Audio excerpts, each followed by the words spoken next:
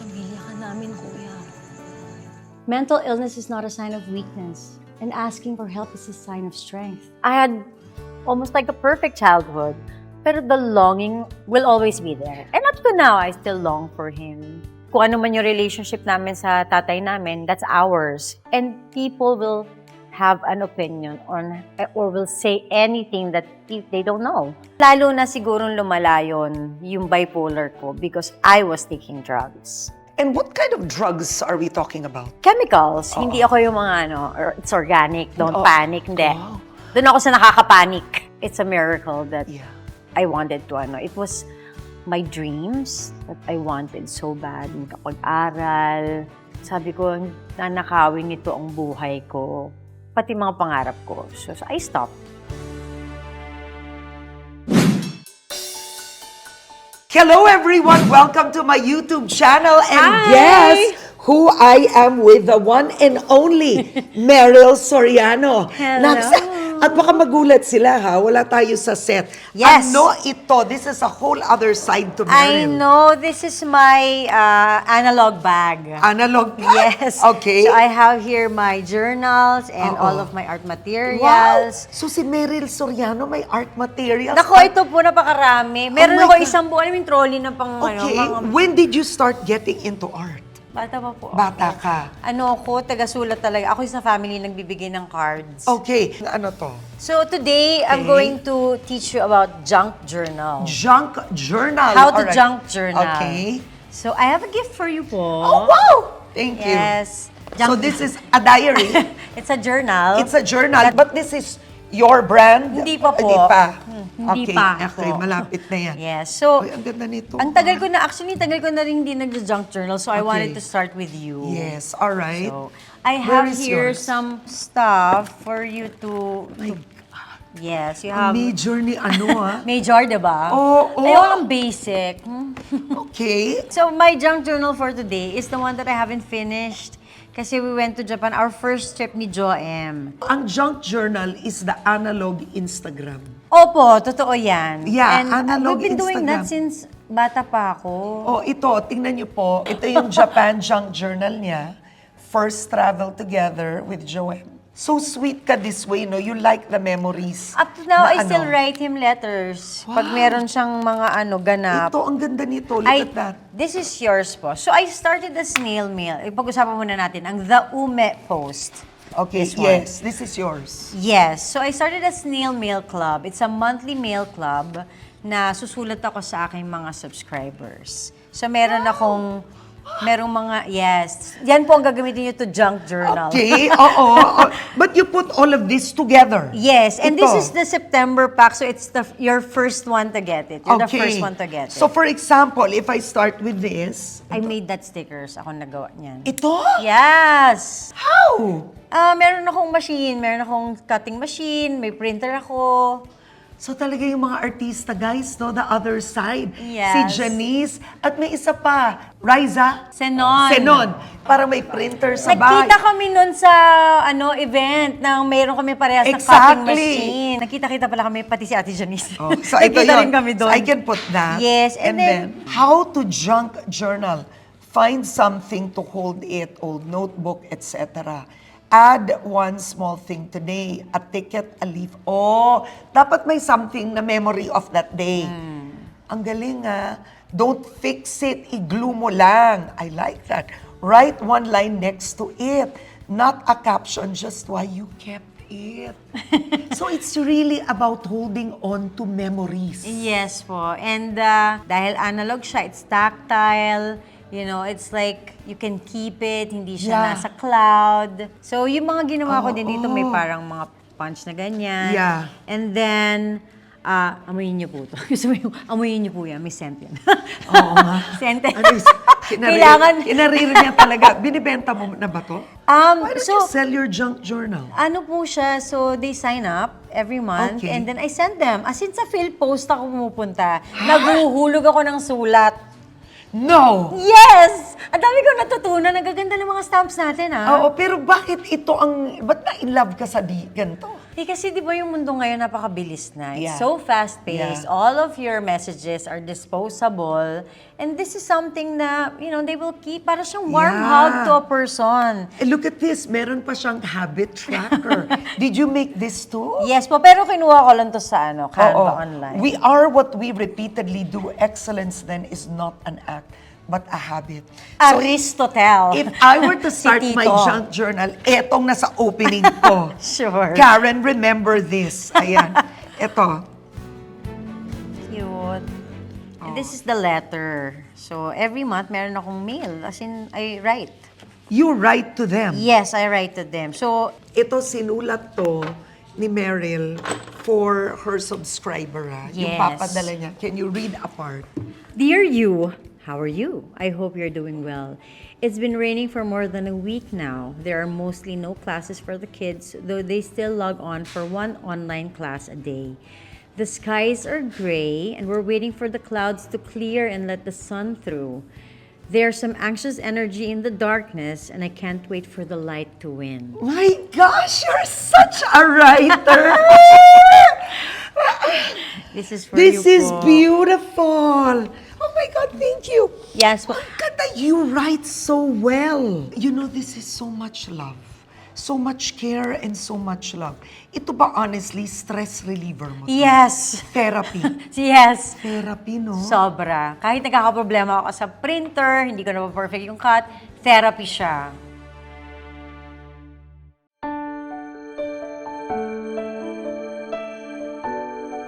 Wow, so Meryl, that was a whole other side to you. Now, you started showbiz at 9 years old. Yes. 9 years old. Pinanindigan mo yon all these years.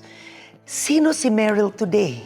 I'm an actor, but it was a long journey getting here. Kasi I started very young. High school pa lang, I wanted to quit show business na. But of course, being in a family of showbiz, diba, showbiz royalty na nga kami. We had to stick to the job. And also, I was helping my family financially na rin. I wanted to go to New York first to study design sa Parsons. But yun nga, nag-work na ako for my family, so medyo na-delay lang yun. But when I was 28, I was able to go to London to study design. And you've always wanted that. Yes, I wanted to study. Gusto ko na ng toga. Yeah. Actually, hindi ko pa rin nagagawa. Pero yun, yung pagpunta mo sa London, pinanindigan mo yun, isa yun sa mga dahilan kung bakit, kumbaga nag-away kayo ng tatay mo noon. Hindi naman po nag-away. Hindi lang nagkaintindihan. Because at that time, he wanted you to manage Yes, some po. of his businesses. Pero sinabi mo, no, I'm gonna go to London. Yes, because I think, I wanted to experience something else before I settled to something that is very foreign to me, which is business. And I studied art and design, which is business, in a business school, business design school in Central St. Martin's. And I wanted to learn first. Kasi alam kong pag sumalang na ako sa tatay ko, that's it, diba? I mean, yun na yun. I have to fill in a big shoe. You had a very complicated relationship with your father. Si Willie Revillame is an icon Yes. in the Philippines. And it's both good and bad. Alam mo naman yun, di ba? Yes. Very complicated ang personality niya. How would you describe being Willie Revillame's daughter? I think resilient. I think yung mga pinagdaanan niya teaches us, yung kaming mga children niya, to be resilient. Because we have to be strong. Kung ano man yung relationship namin sa tatay namin, that's ours. And people will have an opinion on or will say anything that they don't know. But what was it like growing up? Was he a typical father? Did you have a typical relationship? No. Nalaman ko na lang na siya yung papa ko when I was 9. 9 na, when I started showbiz na rin. Of course, I know who he is as my father. Pero yung nakilala ko talaga siya, I was 9. And hindi naman yung parang nagkaroon kami ng talagang relationship. Because pag birthday lang, yung mga ganun lang na occasion. Very difficult because the longing is there. I have a stepfather who took care of me and everything. I had almost like a perfect childhood. Pero the longing will always be there. And up to now, I still long for him. Yeah, kasi he's my papa and I love him so much. Pero your relationship is, sinabi mo sa isang interview, itong 2026, sabi mo, okay ang relationship niyo. Ano ang okay? I tried to work with him, to work for him. I was very excited because finally, di ba, yung longing ko, makasama siya, ma-experience ko firsthand kung paano siya as a businessman, as an icon, and as a father. Pero I think hindi pa talaga time. And I'm always just open to having a relationship with him. Kasi I long for him. He lived a very difficult life. And he is very strong-willed. He's very stern. What he wants. Kung ano yung gusto niya, yun ang masusunod. So, talagang you learn from him. Kasi hindi naman siya magiging ganyan ka-successful if, yung ways niya hindi successful. So, parang ganun siya. He's my best teacher because hindi rin kasi siya yung mapagbigay dun sa affection. Hindi talaga eh. So, kailangan ko tanggapin yun. And I have to look at things in a different perspective kung saan siya, kung ano yung klaseng relationship na meron kami. So, we're okay. Nakikita namin siya ng kakapatid. Every time na we can go to him, we go to him. Kasi tatlo kaming naglo-long for him. Oh, Shucks, what about your mother and Willie? Do they have a relationship, a friendship? Civil. Like when they have to talk about me, when they see each other, it's, walang bitterness, walang kahit na anong gano'n. If I were to ask you how your relationship with your father affected your relationships, anong epekto? Strong-willed din ako. Oo. So, naging alpha ako. So, when I was younger, kung ano yung gusto ko, yun din ang masusunod. Mamimirror mo yun eh. Parang hindi ako yung wounded. I was always aggressive with pursuing my dreams. Mm-hmm. So, sometimes that's very difficult for a partner.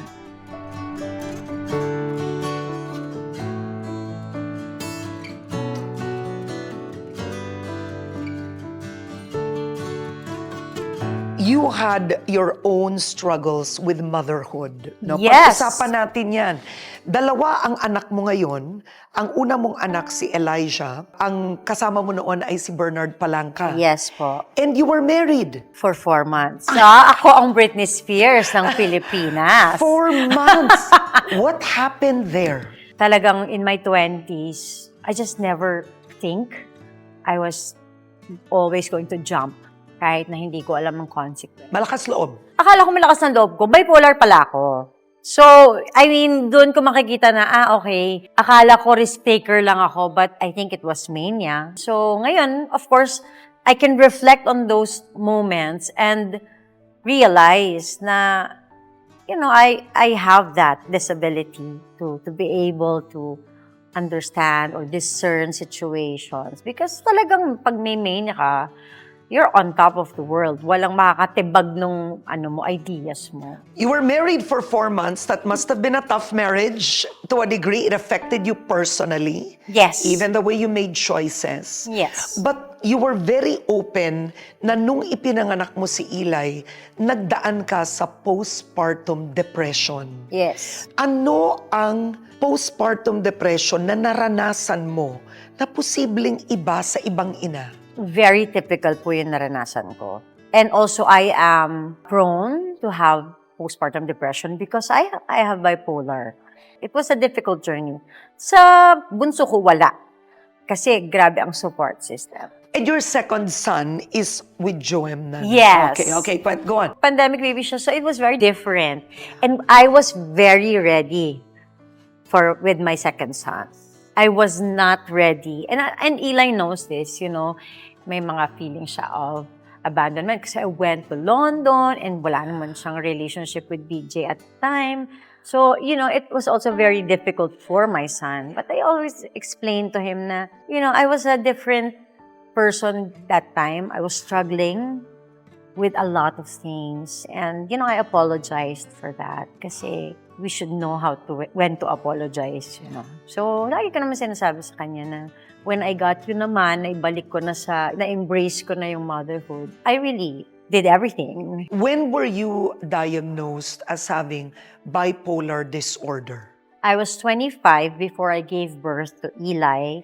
And that was also the time that I started my sobriety. So I'm 19 years sober na. Meaning no alcohol? Hindi po, kasi yung alcohol hindi ko talaga nabetan. So hindi talaga kami friends ng alcohol. So it's more of drugs? Drugs. Okay. And what kind of drugs are we talking about? Chemicals. Hindi ako yung mga it's organic, don't panic, hindi. Wow. Doon ako sa nakakapanik. I have to say, praise God, na Yes. considering you toyed around with drugs at a young age, look at you today. Yes. Ay nako, ang Success. bait ng Panginoon na. Opo. And what were the signs and symptoms of having bipolar disorder? Yung hindi nag-iisip, yung feeling ko, I want to start all the time new things na hindi ko na, na tatapos. I have so many ideas, di ako natutulog. Lalo na sigurong lumala yun, yung bipolar ko because I was taking drugs. Kasi syempre, meron na nga akong chemical imbalance, lalo ko pang pinalala because of that. What was the lowest point of your drug use? I think nung naaapektuhan na yung trabaho ko, ay mataas ang respeto ko sa work ko. Lumaki ako na nakita ko ang tita ko na mataas ang respeto sa work. Ganon din ako, na-train ako ng mga veteran actors on the set like Charito Solis. Lumaki ako in a very disciplined era in acting. Tsaka the pressure, Maricel Soriano. Wala naman po akong pressure. Hindi po kasi, Di ba, we're ang galing, close. yeah. Hindi kami, people will always say, ang galing-galing mo para kang tita mo. And that's a compliment. Hindi, It is. Yeah, for a time, it was something na, oh my God, nakakapagod. Parang, hindi ako makaano sa sarili kung ano. Kaya nung nagsinimalaya ako, starting that, hindi na ako nag-mainstream. Kasi parang feeling ko, I found my home.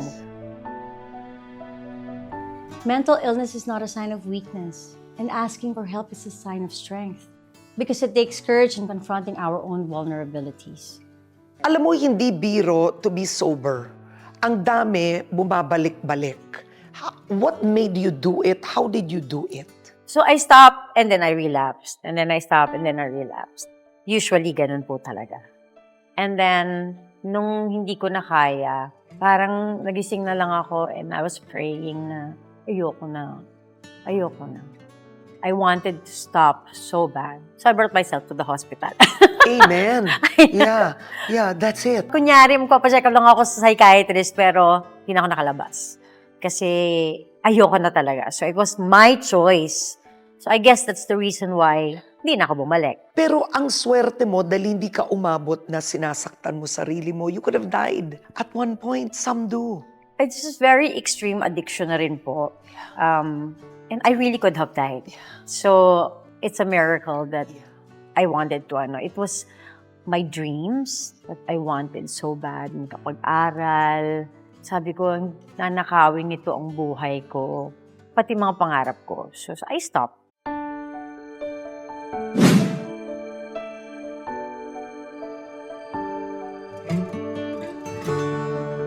Seven years with Joem. How have you changed? Why is this relationship working? As individuals, we've learned things. Kasi we were together 10 years ago prior na nagkabalikan kami. So 2009. What, before Bernard? Ay, hindi. Bernard first, Then kayo? then kami, Then then nag-break? Then kayo? Yeah. So you found each other again? Again. Okay. So what is it about him? Kasi after him, I had terrible relationships. I bought myself an engagement ring. I was engaged to myself for 5 years. And then sabi ko, gusto ko nang mag-settle down. Sabi ko, Lord, gusto ko yung, there's a certain feeling of that knowing already na parang swak na siya. Hindi ko na masyadong iisipin pa yung mga umpisa, magda-doubt ka pa and everything. So, yan. Binigay naman po.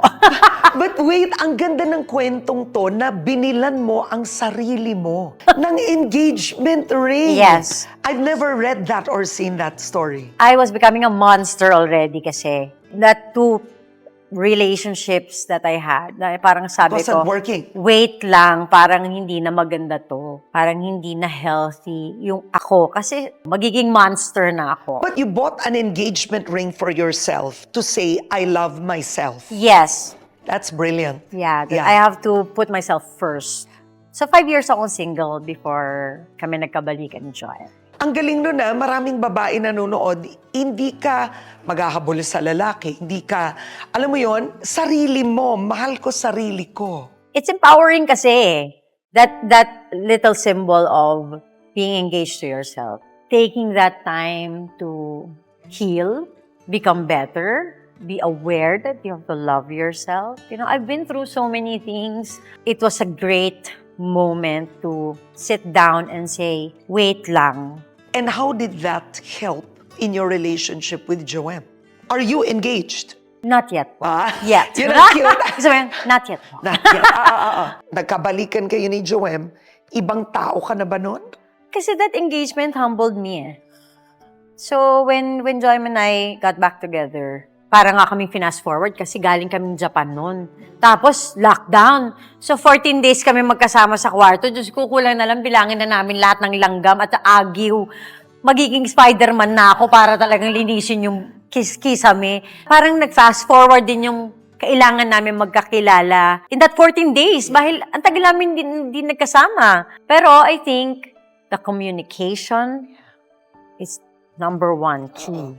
That taught you how to Yes. communicate, right? Yes. And Oo. also, nakita ko na na-catch ko yung sarili ko na nagbibigay. Kasi ano ko, di ba, alpha? So ito nakikita ko na nagbibigay na ako ng space.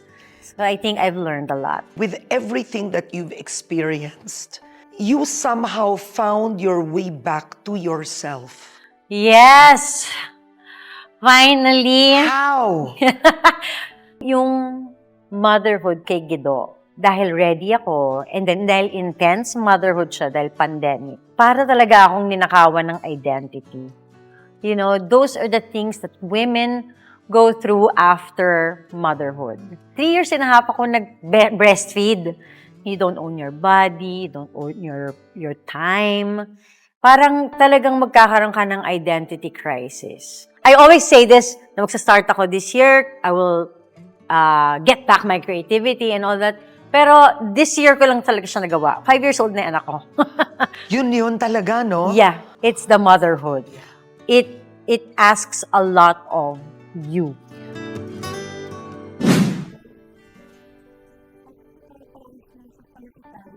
Sa sobrang dami nyo nga magagaling mag-computer eh. Malapit nyo na mapasabog yung circuit namin doon. Pamilya ka namin, kuya. As an actress, nagta-transition ka to first a filmmaker. Pero today, I wanna say, well-received ang pelikula nyo ni Pokwang. Yes po. Oo, Kaya, ang two valid IDs. What made you do that? because it's the story of the Filipinos. It follows Sylvia and Ramon. Mag-asawa po silang farmers. Nagkasakit po si Ramon. Kailangan po niyang pumunta sa Maynila para magpagamot. So, syempre, nasa public hospital sila. So, ipapakita nung pelikula yung itsura ng kalagayan ng ating mamamayan na naghihirap dahil walang gamot, walang money, 'di ba? Para magpunta sa semi-private hospital man lang. Wala. So, the chances of you getting better is very slim. Ibang level ang praises sa pelikulang ito. Yung mga nakapanood sinasabi, ang galing-galing. I think pare-parehas kasi kami, director, writer, producers, we believe in the film, the message and the story. And that story must be heard. So it's inspired from true events ng writer na na-experience sa nanay niya when nagpapagamot siya sa nanay niya. And kung gaano ka broken ang ating sistema. Pero ang Meryl Soriano ba, ito ka talaga yung artistang gusto mo humuhugot? Yes po, kasi hindi po ako parang aktivista. And parang feeling ko yung boses ko bilang isang tao is through my films. So, doon ako nagkakaroon ng space to have a say. Ngayon, you also want to make a film. We talked about it earlier. Yung preparing a film on postpartum psychosis. Yes. Right? Gulat ako dahil medyo sinasantabi ko na po yung project na yan. And the Lindsay Clark in the US happened. Yeah. Sabi ko, oh my God. So, it's a sign. Oo. It's a sign. Yung mga nanay na nasasaktan nila, anak nila talaga. Yes po. Napapatay ng ilan. It's real. Oo, bakit yun ang gusto mo gawin? Hindi yun point of conversation here sa Philippines. Because first, hindi nga natin napapansin yung postpartum depression. Because we're very clannish. Tribal tayo as a culture, as a people. So, there's always somebody that will take care of your kid pagka kailangan mo na magtrabaho. So, meron kang lola, may kapitbahay ka. So, it's Support true. system. Dahil dyan, hindi mo na nakikita na you're suffering from something.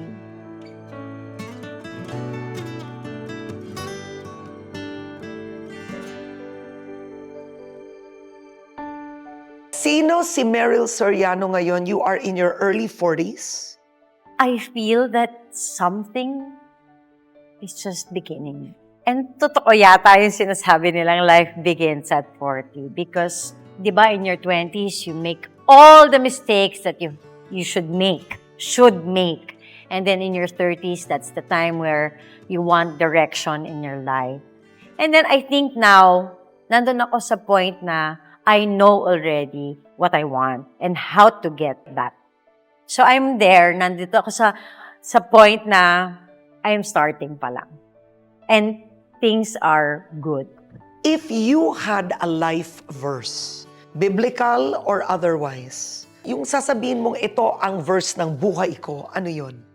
Oh my God. And I can see you're reading from your journal. Yeah. I'm like you, I have a diary. I journal. You know, journaling is very healthy. Yes po. Yes, it's very It's helpful. every morning. Mentally, Every morning. emotionally.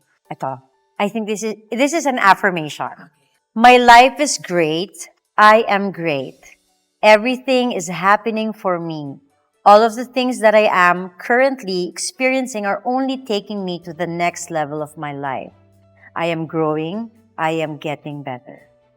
Ganda! Ah! Charot! Go, Meryl! I love